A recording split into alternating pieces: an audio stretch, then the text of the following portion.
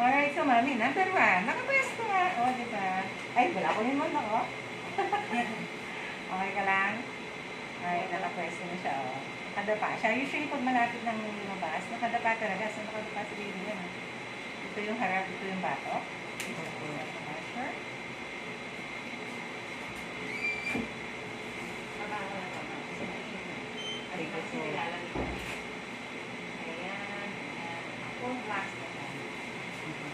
Head.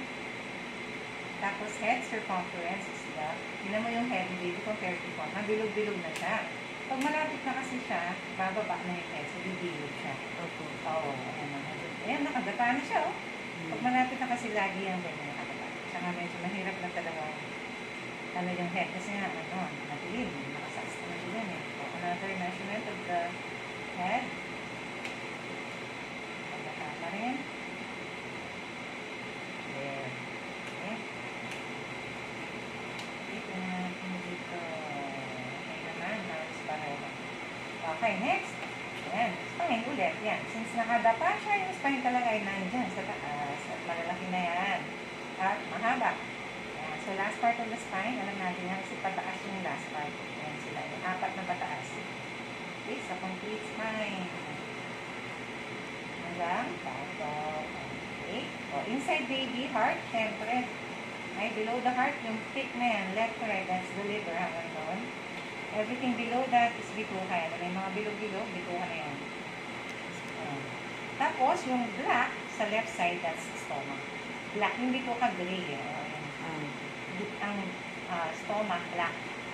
Ayan, gumagalaw yung mga bituka ni baby. Gutom na siya. Ayun yung isang bituka. Okay, tapos may bilog na black dun sa pinakatuktok. Yan yung pantog.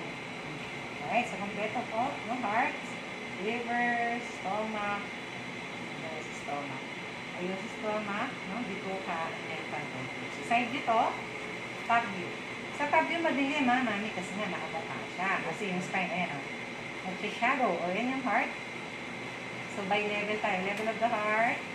Below the heart, ayun na yung liver, lahat yan. Sa top view talagang malaki ang liver.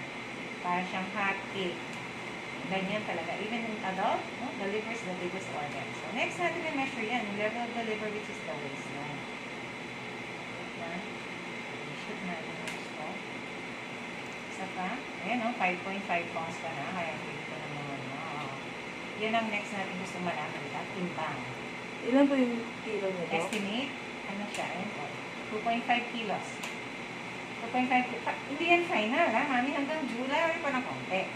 Pero yan ang timbang niya ngayon. 5.5. 5.5 po? Ngayon? Yes. Yeah. Ay, yung kilo po nun is 2.5. 2.5.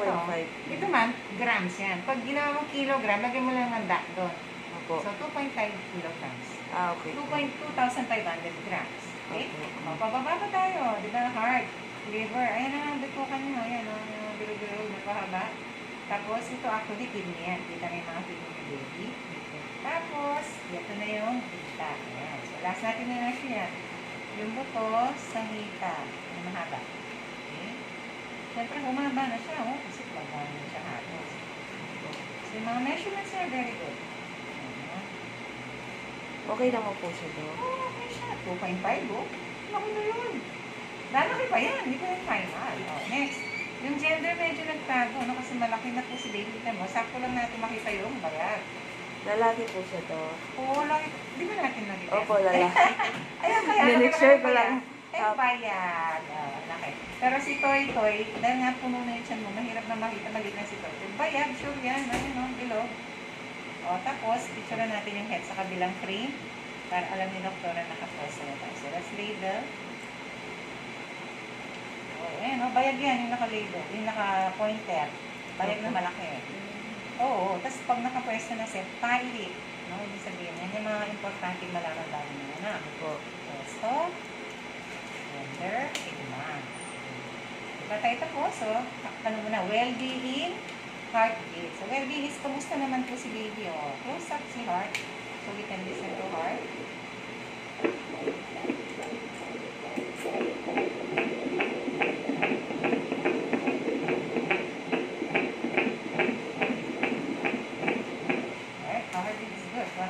Cycle for the week. heart rate. Ayan. So, heart rate should be 120 to 160. So, 143 is normal. Natin. Next important kay baby ay tubig. So, yung mga katubigan ni baby, syempre, yung baby laki na, no? Naka-push to the sides. Talaga yan. Okay? So, ayan, no? Basta black. Paano bigan? Meron pa dito niya. So, ayan, ayan. Importante, kasi yan ang ginagamit niya para makagalaw siya. Ayan, no? Gumagalaw din ng tubig. Gumagalaw siya. And then here, ayan. So, very good pa po. Lahat ng ano nyo, quadrants ang tawag nyo, meron. So, normal is 10 to 20 years is 14. So, very good. So, yun yung very good report. Measurement, very good. Tubig at yung kanyang heartbeat. Next, ito na yung what we call parameters. Yung may sinasabi ko. Ang unang parameter dyan is the placenta. Ayun yung placenta mo. Anong nakikita namin dapat dyan? Yan, yung mga white dots. So, dati, nung premature pa siya, wala yan. Puro gray na light. Ngayon may mga black, ay white dots na siya. Ayan yung mga white dots. Ayan, dami oh. This is a sign na ready na yung placenta. Ayan to. Oh, kita mo? Mga kumikinang. Ito yung mga anak po, Dok. 36 ang, kasi mama, 36, 35, pinapacheck. 36, ready ka na. Ayan, next. Ayan, lumabas ito. Gumalang si baby, kaya nang bago ulit. After niyan, is bituka. Yung bituka na din ka na namin kanina. Yes po. Pag naka-open at gumagalaw yung mga bituka, ayan, gising na si baby, gumagalaw siya talaga. Ayan, ayan yung pantugtuloy, diba? Kasi kanina nakatago. Ayan, kita-kita ngayon. Ayan yung mga bituka niya. Kung premature yan, hindi ko makikita yung bituka. Hindi pa develop. Pero sa'yo, kita na. Okay. Lastly, yung bones. Na, malaw, nagising si baby, kanina tulog siya. Okay, so yan, mami. Dati, mineasure natin yung mahaba, diba? Yes po.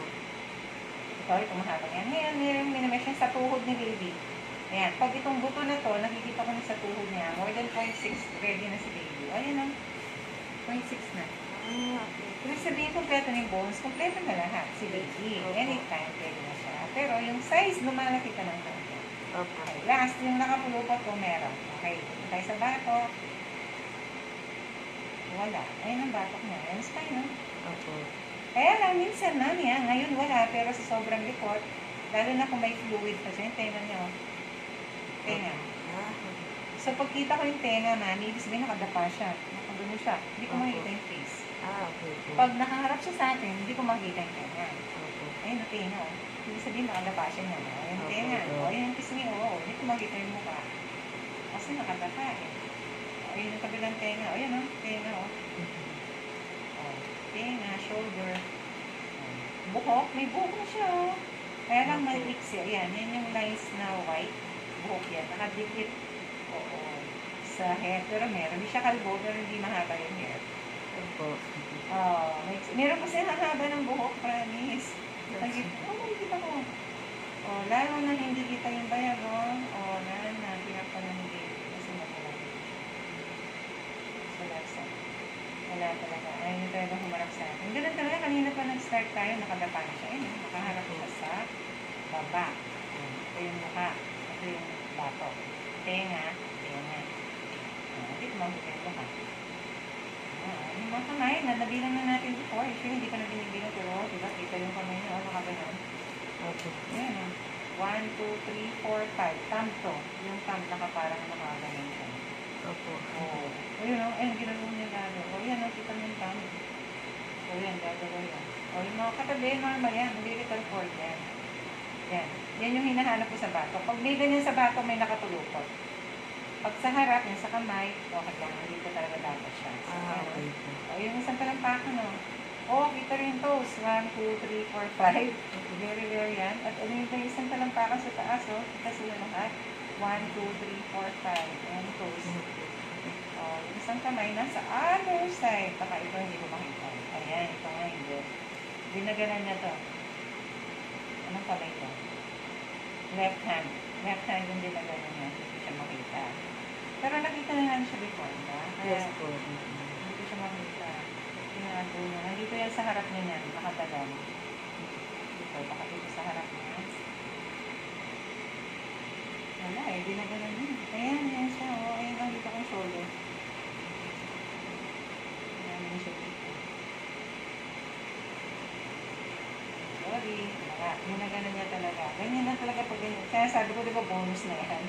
Na nakita pa natin yung mga talagtakan niya sa kata. Kasi usually, yung laki kami. Hindi na makita. Ay, hindi. Ayun ang kamay, ma'am. Wala siya dito. Diniretso na doon. Ay, Tawag niya yung quit niya. Oh, ayan, oh. Kaya lang, hindi mo siya maintindihan talaga kung ikaw. Ayan siya, ayan. Kita ko yung 4. 1, 2, 3, 4. Andyan siya sa tuktok ng matris mo. Ayan, ayan yung daliri 4. Yung thumb, mahirap talaga yan. Kasi walang space, oh. Ayan yung bayag, oh. Di ba hawak niya? Ayan, oh, yan, kamay yan. Oh, yan, gagalaw yan. Okay, hindi ko mahanap. Diyan niya linagay. Dito, sa puwet. Okay natin. Okay? So, wala ka nakapulutos sa ngayon. Very good, no? Pagkati si baby, yung gender, tinago mo talaga ng gusto. Ganun talaga, kasi malapit ka. Ang importante, kompleto si baby, malikot siya, tubig, heartbeat, and everything else, no? Yung face talaga, bonus na yan talaga. Buti nga, nakita pa natin yung mga daliri niya. Buti mo, gumagano siya, oh, pero pisngi lang nakikita natin. Hindi mo siya humaharap. Tenga. Pisngi yan, yung maputi. Kaya siya maputi, tabayan, ha? Oo. Yung white sa ultrasound is fat. Yung tenga niya, oh, taba ng pisngi yan. Kaya hindi naman siya humaharap. Kaya ang tinatry niya. Ayun, mata-mata, konti pa. Ayun talaga. Hindi na kaya talaga pag ganito ka talaga. Malaki niya siya eh. Ayun, see, tenga pa rin na nakakita niya. Ayun, oh, tenga. As long as kita ko yung tenga, hindi ko makita yung mukha. Kagataan. Kagataan talaga siya. Oo, kasi malapit na nga. Ganyan talaga siya. Swerte nga pa nakita natin yung bayag niya. Ayan, oh. Ayan, yung lumitaw ulit yung bayag. So,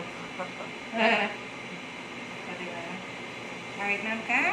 Okay, Opo. ako naman tatanggal. Dito ako. Thank you, Ako na lang. Doc. Ako naman.